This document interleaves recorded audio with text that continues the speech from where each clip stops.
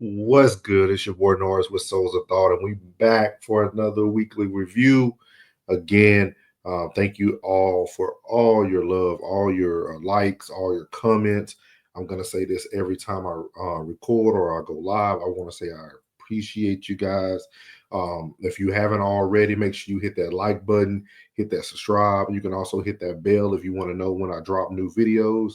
With that being said, if you haven't already went over to my boy Uncle Plug TV channel, I did a great interview and episode with him. We talked about a lot of hidden gems, from relationships to black fathers to everything. Uncle Plug TV. Salute to my boy. Uh, but again, just welcome back to Souls of Thought. It's your boy Norris, man. I'm happy to be back. It's Taco Tuesday, so when this drops, it will be Tuesday. So later in the afternoon. So I just wanted to come to you guys, do my weekly update as I normally do. As you guys can see by my hat and by what's behind me, uh, we're at April the 1st, baby, April Fool's Day. But one thing that isn't a joke is autism awareness. I am a father of a beautiful 11-year-old son who has autism, who is on the spectrum. And I just wanted to kind of give you guys a dose of, what it means to be on the autism spectrum from in the black community. A lot of times we don't talk about this. It's a lot of things that get undiagnosed when it comes to African Americans, when it comes to the autism spectrum. But again, as you see here, we support the autism community. Behind me, you see that's actually a sensory lighting from LEDs, things that certain kids like. It makes them really focus on what's going on. It's very relaxing to some. Every kid that's on the spectrum is not the same. Some people are verbal, some people are nonverbal, some people have texture issues, some people have certain food issues. But I'm going to be talking about this, or at least presenting this video every day that I record in the month of April, just so people could know that autism awareness is very important and even more important in the Black community. And I'm going to play this quick little I think it's like 2.5 minute video, just to kind of explain to you guys better about the autism community. So here we go. And autism diagnosis. New data highlights big differences when it comes to Black children and autism. We have three things to know. Thing one, let's talk about the latest research from the CDC. It shows that 1 in 36 children are diagnosed with autism. Now, this is an increase from 1 in 44 children just 2 years ago. Among those children, Black children are often misdiagnosed with intellectual disabilities or mood disorders first before being correctly diagnosed with autism. Dr. Brian Boyd, a professor at UNC Chapel Hill, explains how this negatively impacts Black children. It can take up to 3 years after a Black parent initially expresses concerns to their provider before their child is actually diagnosed. They don't necessarily get access to the same quality of care as their white counterparts. What does that do for their development and then once they head into society as a full adult? So, if you're missing out on these critical windows of development, that's ultimately going to affect the quality of life someone's going to have as an adult. Now, there is some good news. That's thing two. For the first time ever, data from the CDC indicate that rates of autism among Black and white children are about the same. Take a look at this. Prevalence is lower among white children than any other racial and ethnic group. That means the gap is closing. These changes reflect an improvement in outreach, screening, and destigmatization of autism diagnosis among minority communities. Progress, but there's more work to be done. That leads us to thing three. There are still barriers remaining. A study published in January found Black children had less access to autism services than white children during the 2017-2018 academic year. Black families also face other barriers, such as fewer healthcare resources, lack of insurance, and difficulty accessing specialists. Understanding and addressing these disparities is crucial. So as you can see there, those are some things that came up when it came to autism in the Black community. I can attest to what he was saying. It took my son up until 5 years old to fully get his autism diagnosis, because a lot of the specialists that we went to stated that he was too social, even though he wasn't verbal. They stated he was a very social kid, and they felt like it was developmental delays. So for a few years, we had to actually put our son into normal school. But now, when everything got solved, we were able to put him into a specialty school where he's been, and he can stay there for as long as he needs. With that being said, just look out for the signs. It's okay. I always tell people these children are not different, they're not special. They just have some gifts that other children don't have. And I tell some people, these children that are on the spectrum are sometimes more intelligent than us, who have all our senses, all our abilities. But I just wanted to really put that out there for the Black History Month. Not Black History, but excuse me, for Autism Awareness Month. I wanted to put that out there. Uh, that autism awareness is very, very important. Anything you can do, please support it. Thank you for all the therapists, for all the RBTs, all the BCBAs, all the people, occupational therapists, speech therapists, all the people who put the work in every day to make sure that these children get the best care possible is very, very important. And I didn't show that video to show discrepancy between races. I do know that they exist, but I just wanted people to understand for the Black community, which I do speak to. Um, I like them to know that there are options out there, but there also are some things that we have to kind of be more proactive on, because if we're not, we could miss the mark on those certain things. So just something to think about. But again, it is the month of April. It is Autism Awareness Month. And I want you guys to really just strap in, man, support. Anytime you see a kid who might have a disability, don't just stare at them. Reach out, talk to the parents, see what you can do to better improve that environment that you're in at that time. But again, we love all the kids who are on the spectrum. And as my daughter says, we want you guys to keep stemming. Love you guys. Love everybody that has a child with autism or that's on the spectrum. If you ever need anything, you can always reach out to Souls of Thought. I could try to help you, try to send you to some resources that helped us out. But again, man, it's Autism Awareness Month, very, very important month. And I just wanted to shout this out because I am on a platform and I want people to understand that autism awareness is very important. So, with that being said, as we're talking about special needs, and this is no pun intended, this next person that we're going to be bringing to the stage, some people said he has mental health moments. Some people say he has a lot of manic episodes. People really go into all types of definitions for this individual. And I think I think what happened this time is really going to give people another opinion of him, but also those people who judge him are just going to judge him harder.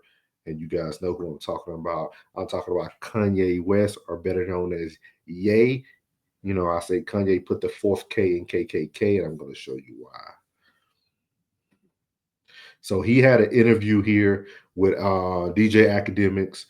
It's been going viral. So if you haven't seen it yet or listened to it yet, I'm only going to go through a short portion of it because I want you guys to hear certain parts, and just when not even parts like this part, he's going to kind of go not really on a rant, but he's going to talk very deeply about his daughter and some of the things in the industry, and then we're going to discuss it. So let's see what he has to say. I was pushing life to the limits by pushing into the truth. Like we know that wasn't surprising when I put that image up of my youngest daughter. Yeah. That wasn't like the most surprising idea, but it'd be things that happen that we know happen that we just can't do anything about. But then they push whatever agendas like on the media that they want us to focus on. And that's something where I don't know who the people are, so it would sound like real conspiracy theory. I just know that the kid from Lincoln Park got killed for expressing some of these same truths. And for me, just as a father, at a certain point, it's not about, it never was that, but when you're a celebrity, it starts to be about more of what fame is going to get you, what clout is going to get you, what money is going to get you over. Is this the right thing for your children? And, I'm willing to die for my children or to allow them to be in this kind of environment that I know they're in. And what I noticed on the comments, they always used to try to, like, for the past 10 years, they used to try to write me off. Oh, he's so crazy. He's so crazy. I'm seeing the comments is now like 60, 70% like, yo, he's just telling you exactly what's going on. He's just the only one that's in a position to be able to do it because I don't have any brand sponsorships. It's like I'm past cancel. So let's stop there. This is one of the things that really inspired me about Kanye. Let me start calling him Kanye. He's not Kanye anymore. And if you could tell by my background, well, not right now, but I have his album art on my wall. With that being said, with Ye, you can tell with Ye that it's very. Once he's seen how the culture was going to treat him after whatever happened, when he got dropped from Nike, then he got dropped from Adidas, and all these things happen. You can see with Ye that, like he said, he's past cancel. Like, you can't cancel somebody who no longer cares. And I know a lot of people judged him from when he went on his gospel journey of building a Christian gospel album, which I love. I think it's a great album. What he's doing is just living his truth. Sometimes we don't like what we hear, but when we hear it, doesn't make it wrong. Sometimes we like to judge people for what they're saying, but we all are here giving our opinions and our thoughts. That's all we're doing. There's nothing wrong with that. I'm not trying to convince you to do a certain thing. Ye's not trying to convince you to think a certain way. He's outwardly speaking his thoughts. If he does have some mental health issues, we all probably have a little bit of something. I worked in the mental health career field for 15 years or more. And trust me, if you pull that DSM out, trust me, we all got some form of diagnosis. these people out here, they toying, they playing. It's interesting. The swastika, I want to just, I know we have a little bit of time. I want to tell you, by doing it, it's sort of like a magnet where people get so mad and they start exposing themselves because the Jews, they move in the tunnels, they move where you can't see them, they're an invisible hand, and they'll get like, what they'll do is they'll threaten people. Oh, we're going to take your tours away, we're going to drop your artists, you got to say this. You like, how many people put I stand with my Jewish people 3 years ago? And what I did is I stood on it this time. I never backed down. That's my whole thing. That's why I was mad about removing that. Somebody taught me into removing that Jay-Z tweet, because it was just like, nah, the whole idea is no matter what, I'm not going to back down. So by doing a swastika chain, it then ruffled some feathers. And then I really saw the comparison of me and Puff with the Diageo and the Adidas situation. Regardless if they could have locked me up for taxes and that, they wasn't playing fair. Like, okay, cool, fair deal. You did good, we did good. It's like, no, you leaving with nothing. We have to destroy you. Even though they came and used us to tap into the culture and make money. Right there. So as you're listening to him, he's describing what happened to him in the world as the same thing that happened to Diddy when he started talking out, started saying that he owns this, and pretty much got chopped from underneath them, and then everything started to be exposed. He's gonna go into them releasing the video on him because, as he mentioned, especially for our community, once you say something bad about somebody in our community and people see any type of evidence that can kind of even remotely feel that it's true, they're going to run with it. Like, I tell people, I think it was probably about 2 or 3 years ago, I actually did a podcast, just a voice podcast on Spotify. And I talked about how we were the true culture vultures. We feed on each other. Once somebody in our community does something negative, we're going to eat our own. We don't care what they did for us 20 years ago, 2 days ago. You're going to eat them up. And that's what they did with Diddy. And if you notice, it's been very quiet about Diddy, but in the background, there's been a lot of people going down for different things, different crimes. And I wonder what's really going on, because Diddy was the voice for the community. People keep forgetting that Diddy knows a lot of the business that went down in the streets, He knows a lot of stuff that went down in entertainment. And I guarantee you right now, everybody who's being picked off, being put into jail for little, that stuff's coming out because Diddy knows. But as he mentioned, people want to call you a conspiracy theorist or whatever when you have a different outlook on things. But I think his perspective is kind of right on. All for black people and people who enjoy black culture.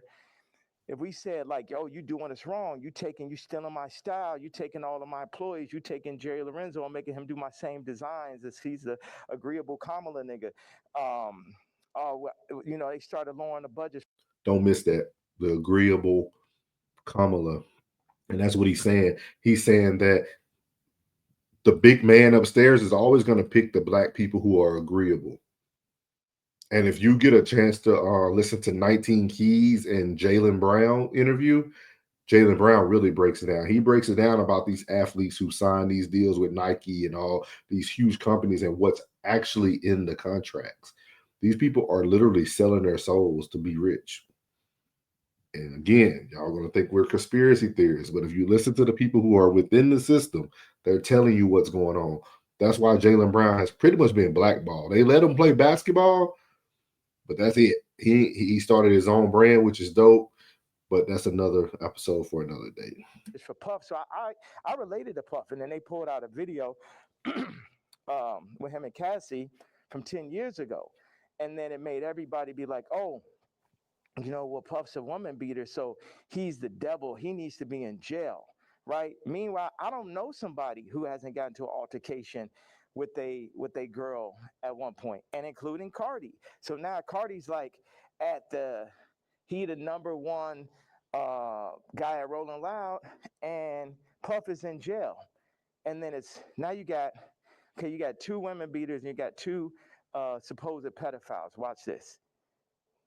You got three. Watch this. Cardi, Puffy, Kendrick, the two pedophiles. Drake, R. Kelly, or supposed. Puffy and R. Kelly are in jail with Drake 5 years from now, or however long, when they feel like they really want to get that boy up out of here, they're going to play the Kendrick song. So that's how far they going. The Kendrick mix with the Universal, all that takedown of Drake reminds me of the No Diddy campaign for Diddy. Like they going all out, but see, I know how to go all out, and I'm not even in their position. I just work on behalf of God. Like how this shit comes together, the timing, everything is like a God sense. I had a couple things I want to say. So I pushed in to the Puff song. I put my daughter on the song.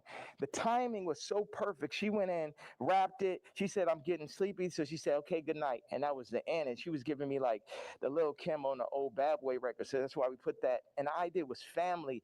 It's so many people who dad actually killed somebody and they would do anything to have their dad home. The two twins, and Christian lost their mama died and their daddy in jail.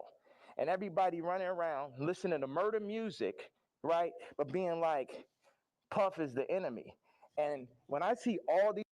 And if you guys are paying attention, so he's letting you guys know, first of all, the takedown of my boy Drake is real. People don't believe it is real. And he's going to break down why they chose Kendrick too. That not like us and all that stuff. Like he said, when they ready to really take down Drake, they're gonna they're gonna use Kendrick to bring him down. Because it's easier for us to bring down each other, right? Than the man to have to do it. And that goes back again, as you guys know, if you listen to my episodes, Willie Lynch story, it talks about how we will pretty much destroy ourselves within our own culture. And that's what he's talking about. These videos all taste everything. Puff more like my twin.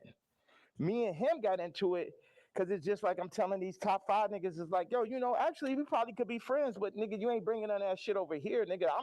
Y'all niggas ain't as crazy as me. And that's why I asked Puff back in the days. It's like, man, how you just made it through all this shit night shit? He's like, I'm the craziest one, nigga. It's like, it's like, so once them people, we family, we can get into it. But they started taking that shit too far. I started taking it personal. at a certain point with Puff, like all of the media, because I wake up every day, whether I did something positive, negative, somebody got something negative to say. You know what I'm saying? So I relate to idea of being torn down by the media. You know what I'm saying? But keep going on. I know because we got a short amount of time. I just want to hit you with that. Yeah. Yeah, no, I mean, Yeah. so like the whole thing about, and even whether it's the outfit, the swastika, I think some people like they feel like they're spreading hate Once, and I'm sorry. encouraging violence versus people. The thing that I forgot to say was when my daughter was put on song, that's when I realized that I didn't own their name and likeness. So watch this. All the brands that I've made, I don't get the name and likeness on. And he's not going to talk about like college sports, but that's why the NIL was really created. These people are trying to infiltrate people at a younger age when they're even more influenced. Because when you become older, you might get like a Jaylen Brown, right? Somebody who's starting to think for themselves, someone who finishes college, someone who's educated. It's hard to get into those people's head. But if I can catch you at 17 and 18 years old and make you a multi-millionaire, because it's not name, image, and likeness. It's not that. It's these boosters who are very wealthy, these companies who are very wealthy. Again, Jaylen Brown spoke about this with 19 Keys.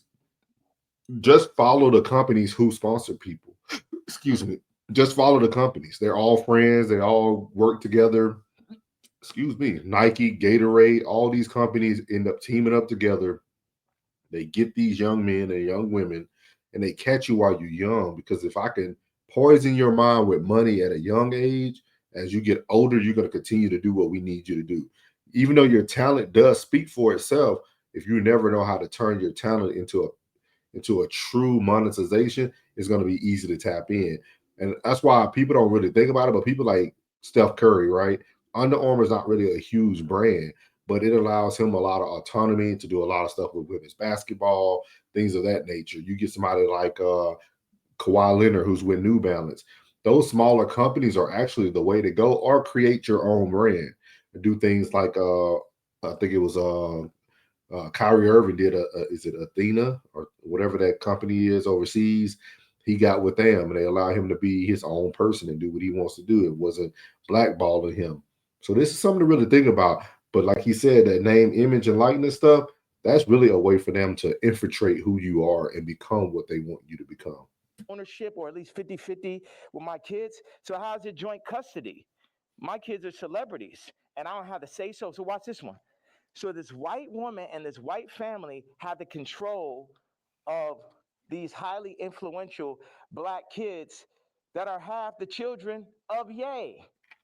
And that's just in everybody's face.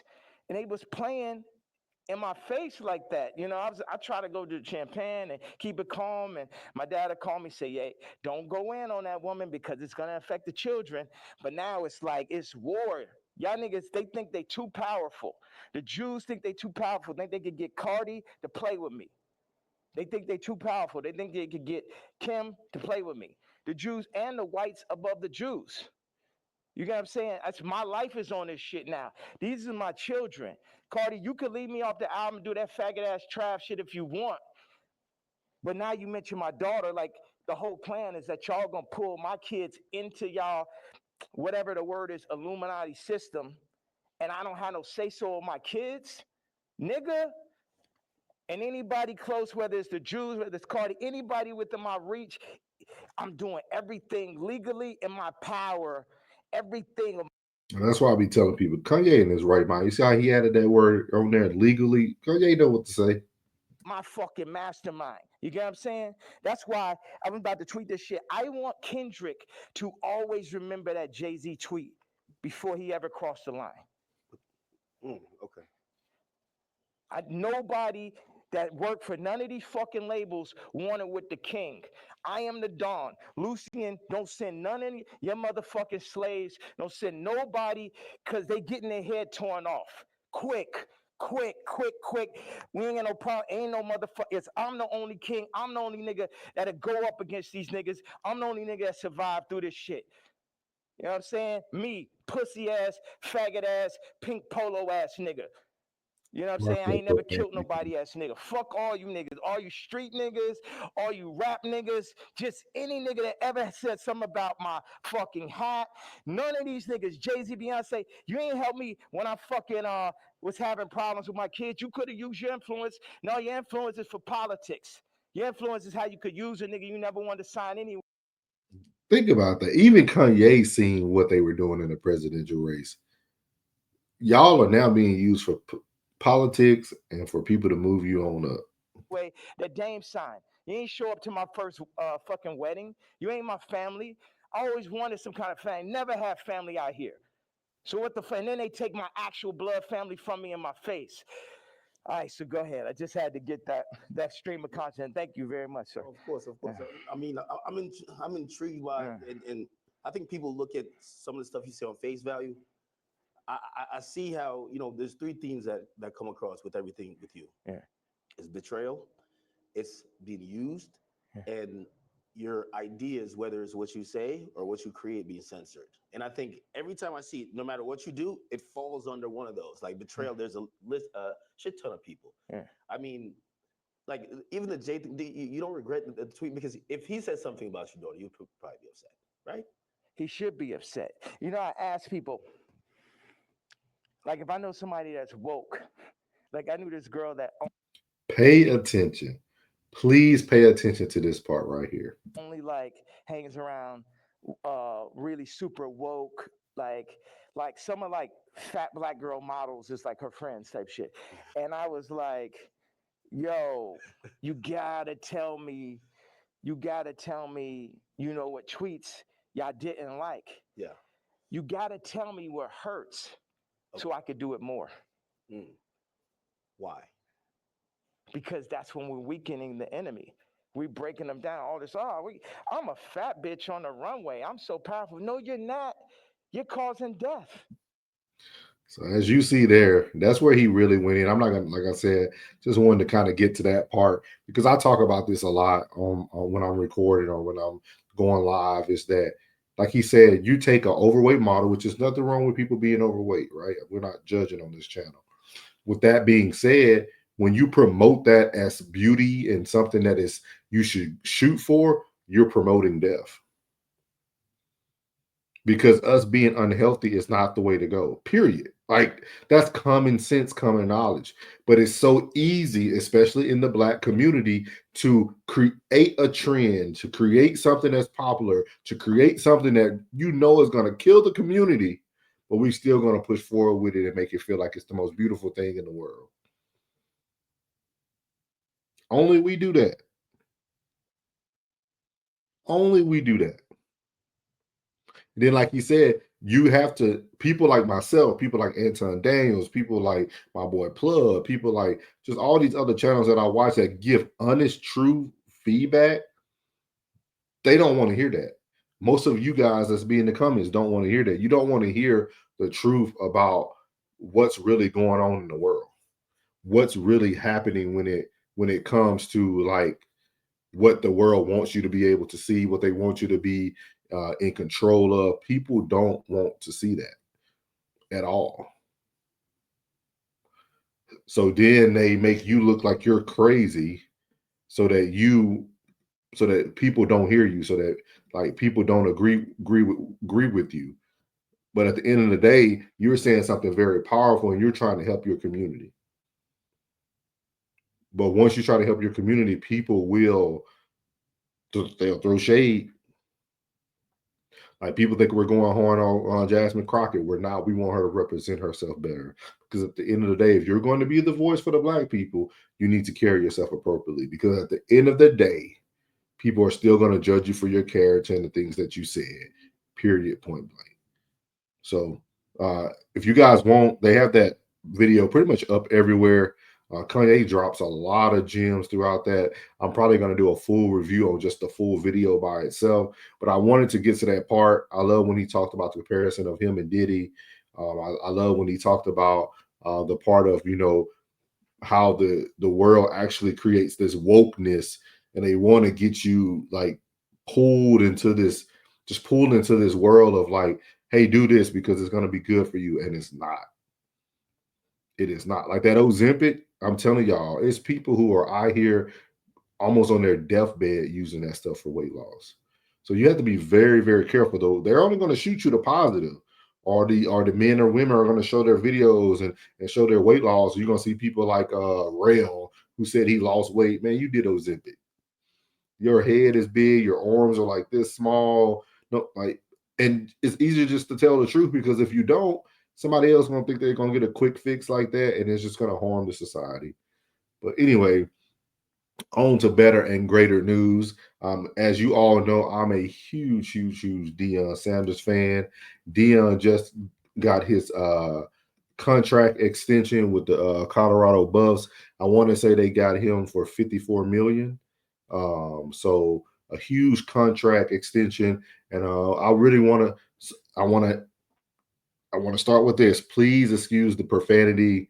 I'm going to use Coach JB and Big Smitty. Coach JB just curses a lot, but they're going to give a very good debate back and forth about this Deion receiving the money, and then I want to kind of get my opinion on it once they kind of go through their debate. So here we go, JB and Big Smitty, and we're going to be discussing the Deion Sanders receives his extension. Next 5 years, $54 million extension, making him one of the highest paid coaches in the nation. Obviously, big time deal here. I'm gonna throw it to Jason first and get his take, man. Do you believe Deion earned this money? Well, based on your I. No, did he earn it? Don't worry about me. I didn't say nothing yet. No, he hasn't earned it. No, he hasn't earned it. But based on you and I's discussion on earn versus worth, you already know our whole difference in opinion on the earn versus the worth thing we've been talking about for 2 years. Mm-hmm. No, he did not earn it, but he is worth it. Mm-hmm. Let's just be clear. What the money that he's brought into the program and what he's done with Boulder, as far as resonating and rejuvenating a pretty much dead town when it comes to football, that is why he's getting paid, in my opinion. To put him up there above Belichick or right there with Belichick already, even though Belichick hasn't coached what? No, he go.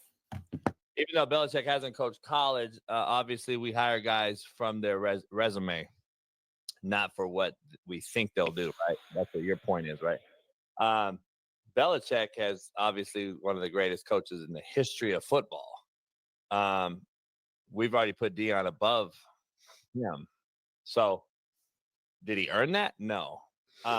Is he worth it in this current landscape at Colorado? Yes. But he's paid it. I think he's bumped him all the way towards the top of the Big 12. And I don't think he's done half of what those other coaches have done in the same conference. I think it's back. It's going to be back to a whole race thing. That's what it's going to be. Everyone's going to be happy that a brother got paid, and all the brothers in the chat and all the fucking left-wing fucking self-righteous folks are going to say he's worth every penny. And then you're going to get the realist over here on this side, like myself. No, I don't say that. He hasn't earned it at all. I am saying it. I'm a realist. I'm a truth teller. The way you're saying he has yet to earn it. You said the leftists are the ones that's just brothers and love them, and then you said the realists who are the right or the no. I didn't say that. I said the realist in me.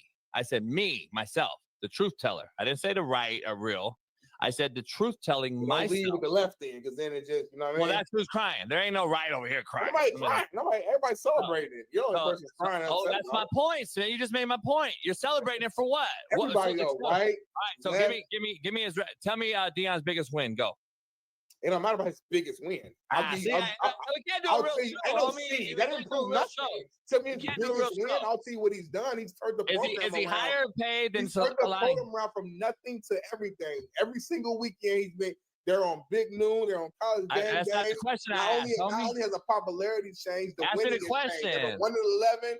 They went to 9-4. They went to a bowl game. They lost the bowl game. You're right, but the first bowl game in years. from a standpoint of money, we talk about the money, the ticket sale, we talk about the popularity. All that matters when you're investing into a coach. It's not just X and O. It's not just wins and losses. It's not just ticket sale. It's everything. And he's improved everything. Isn't that what I said? Everything. He's Well, bringing why are 5 you making my point, homie? He had a Why are you hybrid making my point? program. First bowl game in years, 9 wins, national televised game. Any category you want to look at. Why are you making my point? Why are you making my points? You're making my points. No, I'm not. I said he's worth it. He hasn't earned it. I asked you a specific question. I asked you, tell me why he's worth it. You asked me, you said, tell me his biggest win. Who cares? I'm well, saying that's what I'm saying, homie. I already said what you said. Smitty, I already said what you said, though, homie. I already said what you said. I already said what he's done in Colorado, what he's done for the place. Well, that's why he's earned it. No, he's not earned it. He's worth it. He's not earned it, homie. That's how you earn it. You do stuff to earn it. What are you talking about? Since you won't answer and you refuse to answer, which is funny as shit because you can't answer because you don't have a fucking answer. That's number one. Question? No, what's your question? Give me a big game he's won. Give me one big game that stands out he's won. TCU, first year. At the time, it was a big win. At the time, they never were ranked. At that time, it was a big win. Anyway, at that moment. Why? Because it's TCU? At that time, it was a big win. Has he won a bowl game ever? No, he's been it for 2 years. No. Did he win at Jackson State? He took him to a bowl game, no. Did he win, homie, or not? No, he didn't. You see what I'm saying, homie? Like, you prime sexuals, homie, blow my mind. I'm be honest. I'm not Y'all can't answer my question, homie. Since you asked me, since you asked me a question, let me ask you a question. So if he wins that bowl game last year, my motherfucking question yet, homie. I said no, he didn't. So we're gonna play a little bit more, but as you see, this is actually a very, very great conversation. JB says things to trigger Smitty for the show. If you follow the show, this is JB's thing. He's the coach from the Last Chance U that went viral on Netflix, things of that nature. With that being said, he had a lot of truth to what he said. I am a huge Deion Sanders supporter. I think he's worth every dime. He's worth every dime that he's received. And the reason why he's worth every dime he's received is because what he has done for Colorado, no other coach could have came in and do that. Like Belichick won't even do what Deion did for Colorado in North Carolina.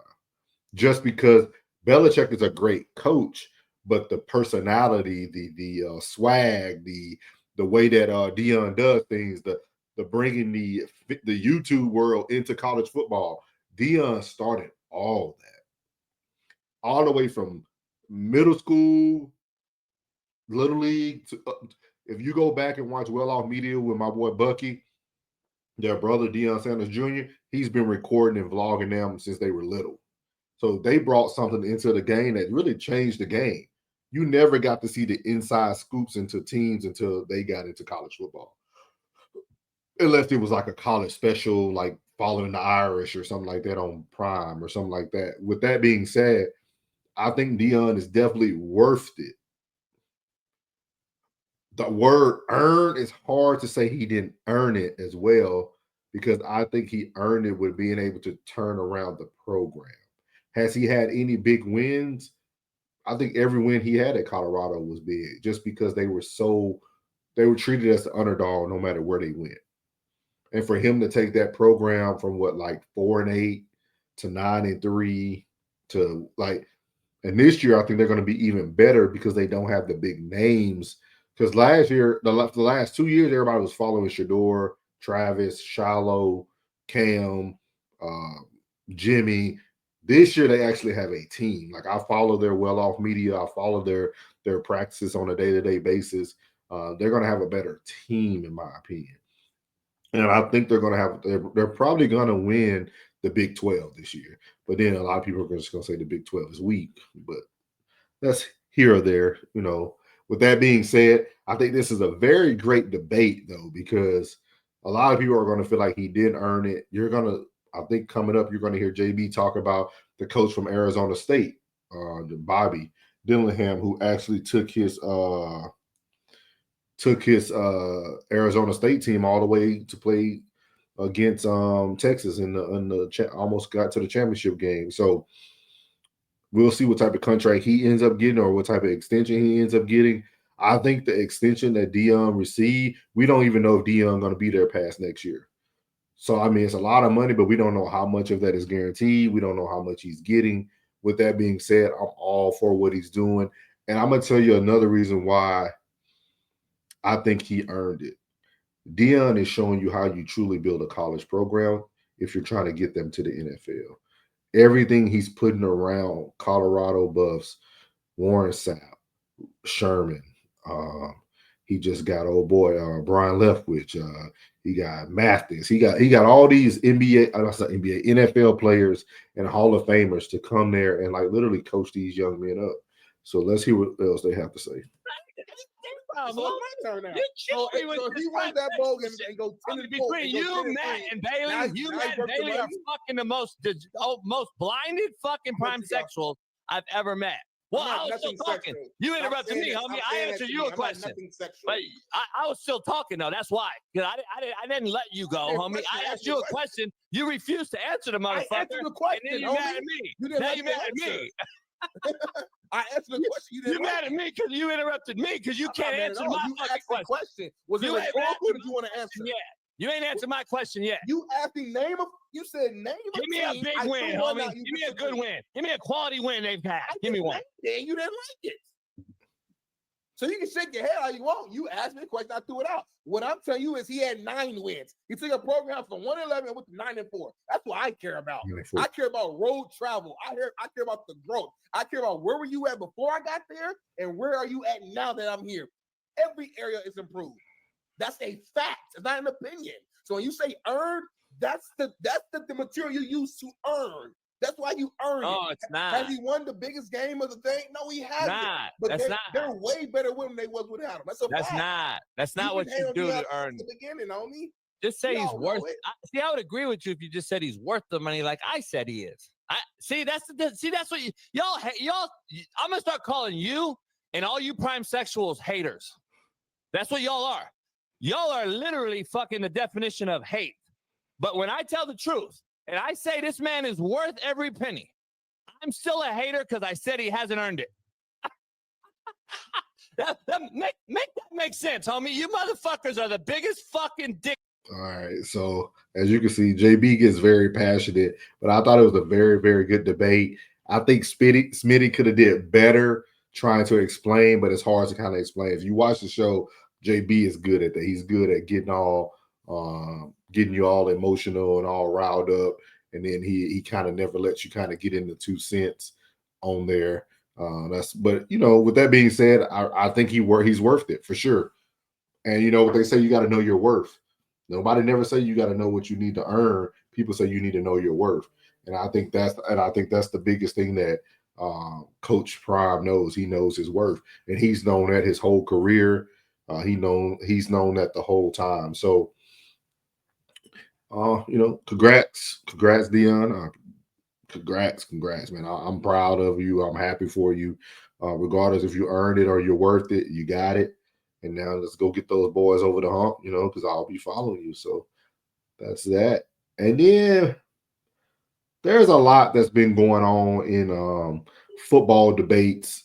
If you guys have been paying attention, Asante Samuels and Deion kind of been going back and forth, just talking about foot movement.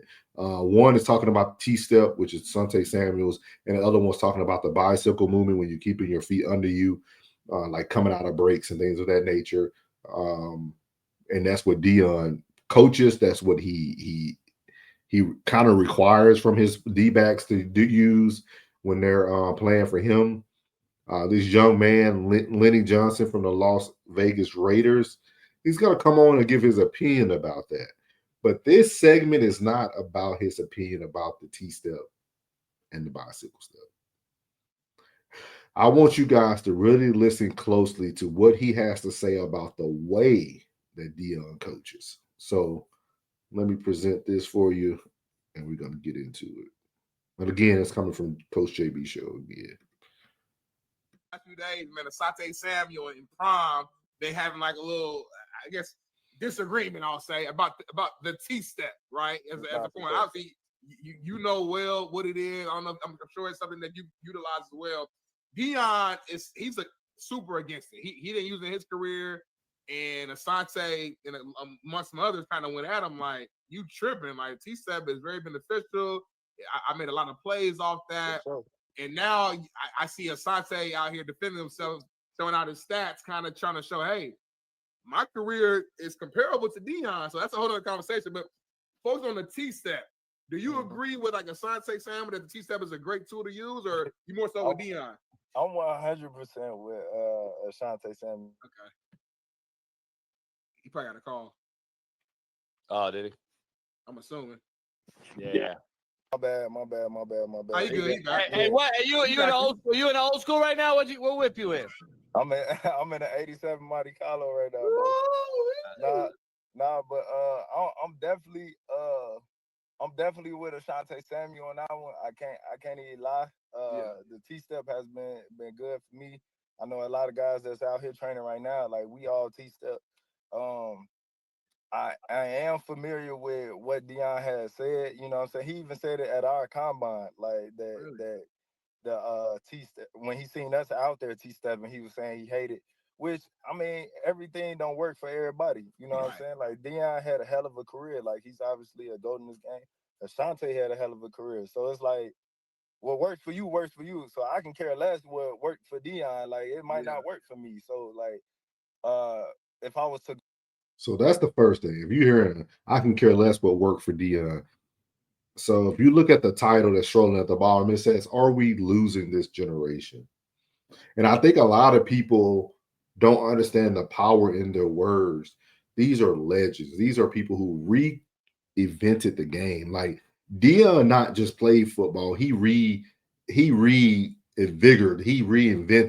the D-back position. This dude was prime time. What he's done for the game, there probably hasn't been another person who's transcended the football game in that manner at his position. Because there's other players at other positions, but in his position as a D-back, special teams return man, he was Revis Island before we created that term, Revis Island. So, but I just want you to hear what he's saying, but then he's going to go into a little bit more. Go to Colorado back in the day, and he would have tried to coach that and force that on me. I don't think it would have worked. You know what I'm saying? I don't think it works with every young man, and that's probably why a lot of people transfer, you know what I'm saying, and stuff like that, because at the end of the day, you cannot force something on a young man. You know what I'm saying? You got to adjust to what works for him if you want him to make plays. So that's the second comment. You can't force something on a young man. You have to do what works best for him if you want him to make plays. See, I'm listening to the verbiage. And this is the problem with a lot of these college athletes. That's why you got these 6-year seniors, you got these 7-year seniors who keep getting in the portal because things don't go their way, because their career isn't going the way they want to go, because they can't adapt. If somebody's teaching you a certain technique, over time, repetition. What is it Bruce Lee that says that, like,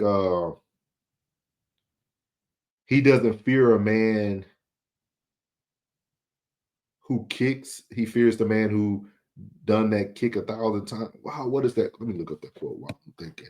Let me play some of this video. That's just a little bit of my coaching bag, you know what I'm saying? I see what you're doing. So wait, what you saying, dog? You think the McLean kid bounced because of the T-step? I mean, I wouldn't say he bounced because of the T-step, but if you look at a lot of stuff that Deion has enforced, which is some of the stuff you would look at it, you would be like, man.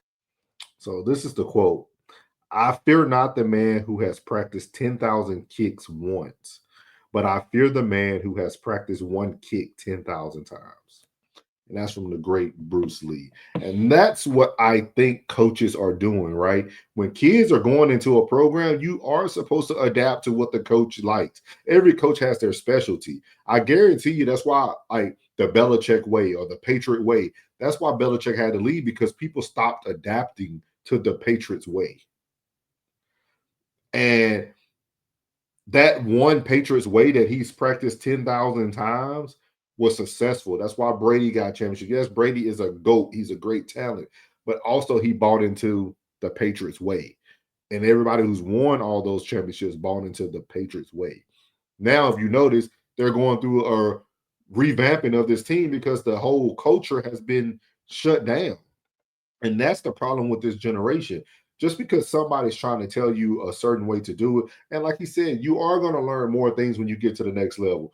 I know it was somebody who said they do the T step and the bicycle. You can do both, but it's all about creating that habit, doing something over and over again. It becomes a habit. So now he's going to go into talking about how Deion coaches. Man, come on, like what they got to do with football? Like Philip, kids wearing flip flops to class, or you know what I'm saying, stuff like that. Like I get it, you know what I'm saying. You want a kid to present himself as a man, you know what I'm saying. But like me personally, like that's just my personal opinion. I just look at it as like, man, look, I'm going to class. Like, why does it matter what I have on in this classroom? If I go to class, I do the work, I bring back the grades. The flip flop shouldn't matter. Like I'm here though, you know what I'm saying. Now, if I was missing, then you can direct that attention towards. So as you hear him there, he's talking about the way Dion doesn't allow his students to wear certain things to class. They can't go in this class with flip flops. But there's a great quote that says, "The way you do one thing is the way you do everything." And if you cut corners in school, if you cut corners in the dress code, if you cut corners, that means you're cutting corners in other places. And that's really why Dion has the rules that he has. That's why they have to watch a certain amount of time on film. That's why you have to practice a certain way to even get in the game. It's not about your talent, it's about creating habits. And the way you do one thing is the way you do everything. So if one day you take that day off and the next day let's say they practice 4 days a week. If the first day you're always coming out sluggish, and then by day two, 3, and 4, you're ready to come out because you're trying to play in the game, he's gonna notice that. That's the type of guy that he is. He notices when people aren't giving their 110%. And this is coming from somebody who literally, I lived on YouTube watching the Colorado bus practice. He was very transparent about what he expected from these people. Being late for meetings, what time they're supposed to be at breakfast. These rules are there because the way you do one thing is the way you do everything. And I feel like we're losing this generation because of things like this, because of the thought process of people like Lonnie Johnson. Yes, he made it to the NFL, but with that thought process, how long will he last in the NFL? And I think that's what Coach Prime is trying to do. He's trying to increase the longevity of people's careers, not just making it to the league. Because people can make it to the league, but can I increase your longevity of you being in the league? And the way that I increase that is by showing you the little things. And if you can do the little things correctly each and every day, you can do the big things. And it's like they say, people who make up their bed is more successful. So when you make up your bed in the morning, you're more successful. I try my best to do that. Some days I don't. But again, I know the same thing. I agree with that quote. I agree the way you do one thing is the way you do everything. And you can see moments in your life where you're doing everything right and you're staying disciplined and everything falls into place. And then you can see when you let things go. Like I see it now. After I retired, I kind of became rebellious and say, you know what? I don't feel like working out every day. I don't feel like get up at 4:30. But I did those things for 20 years and I seen the success with it. And I just got to get back on it. But I want you guys to put in the comments, man, are we losing this generation because of that thought process? I want you guys to really think about that. And last but not least, we must bring to the good old stage our great guy, Marvin Sapp. I never would have made it, man, without you. Bishop Marvin Sapp has gone viral. If you haven't been following, he's gone viral for pretty much locking the doors. He was doing the lean on me, cold Batman, lock the doors, put the trays on the doors, won't lean on me. When he was locking them doors, that's what good old Marvin Sapp just did. He locked them doors. And just to give you guys a background, this video is old. I don't know why it's coming out now, but the video was actually like back in July sometime last year. With that being said, it's going viral, so we're going to talk about it real quickly. But as you see, it says Bishop Marvin Sapp faces backlash after ordering his ushers to lock the doors until $40K in donations were collected for his church. So let's see here. And they understand the cost that is involved. There's 1,000 of you. I said, close them doors. Ushers, close the doors. Close the doors. Close the doors. It's 1,000 that's watching online. This is a small seed. If I get 1,000 online to give this, if I get 1,000 in the sanctuary to give this, that's $40,000 tonight. Now, everyone up here, we've all sold and seeded, but I need everyone standing up here with us, with me, to plant a seed of $100. Because again, it costs to sit up here.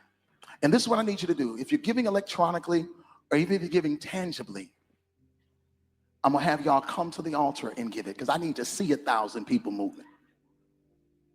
Bring them baskets. I want the baskets up here. I want to see the folk.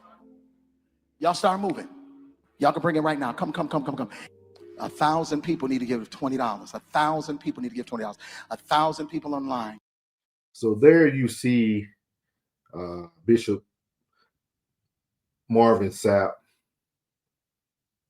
talking about, people paying he's trying to get up to $40K. We call this prosperity preaching, especially in the African American community. This is a huge issue and a huge problem. This is one of the reasons why I never went back to the church that I previously attended throughout my childhood and early adulthood. I think the last time I went to that church, I was like probably 22, 23. And the pastor actually did something similar to this. He was asking people to line up.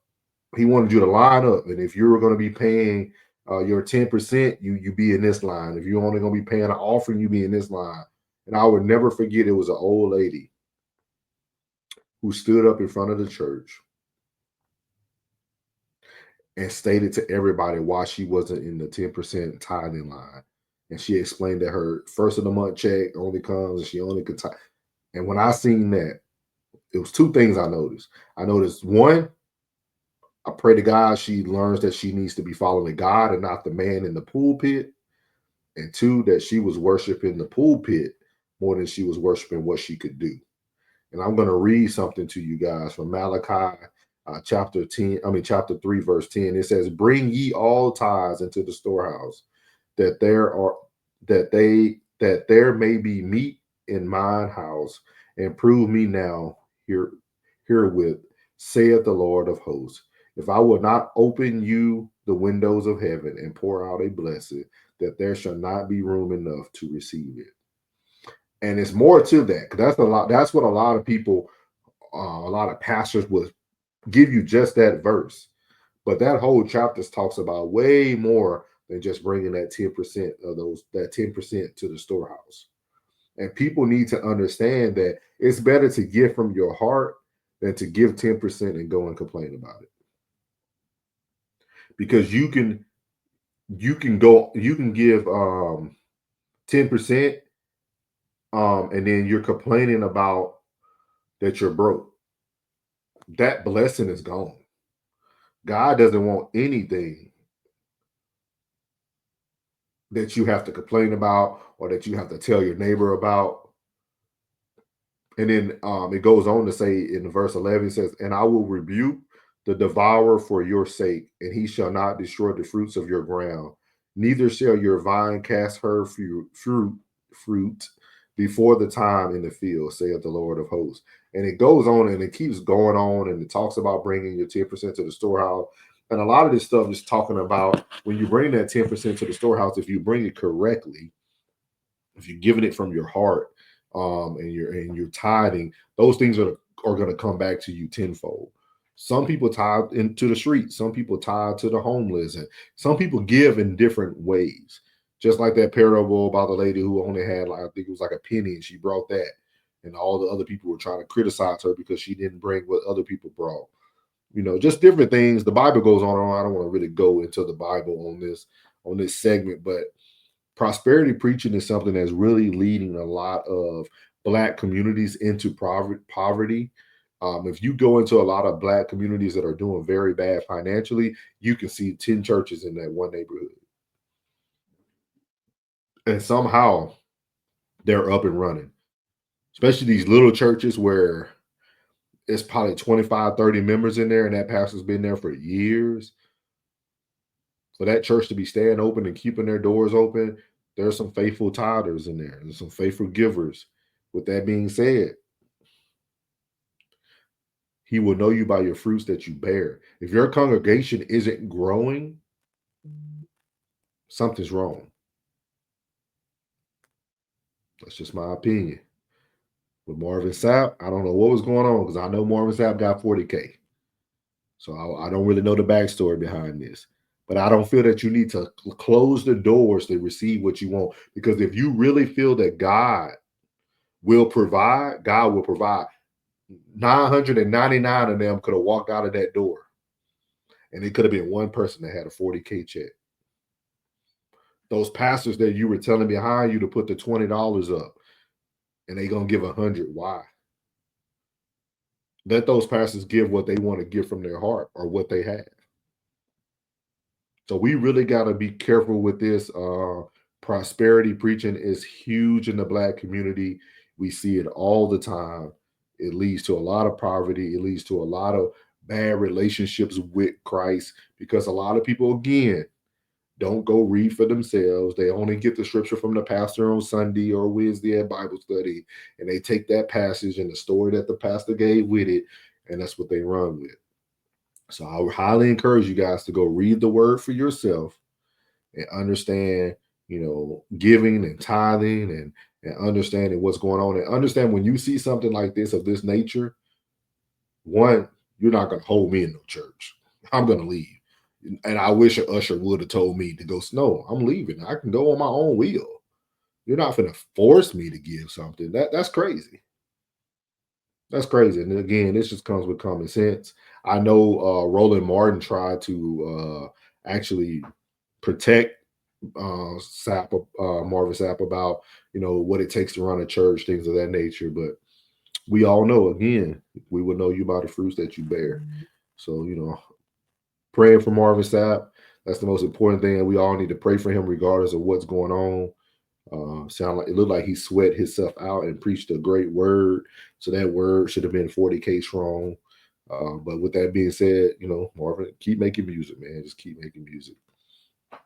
So before I let you guys go, I want to end this with saying, please remember it's April 1st. It's the start of Autism Awareness Month. Support in any way that you can.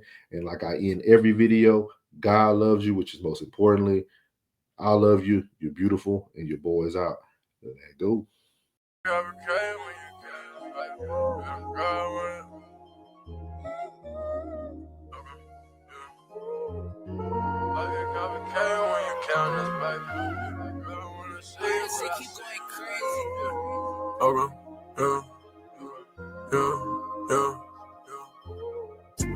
Life is complicated when you count this paper.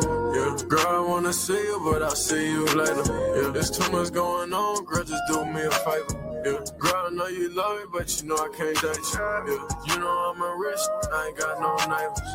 Look, I get millions, yeah, you haters. They love it on my wheels, cause they feel so spacious. Yeah, when you come around.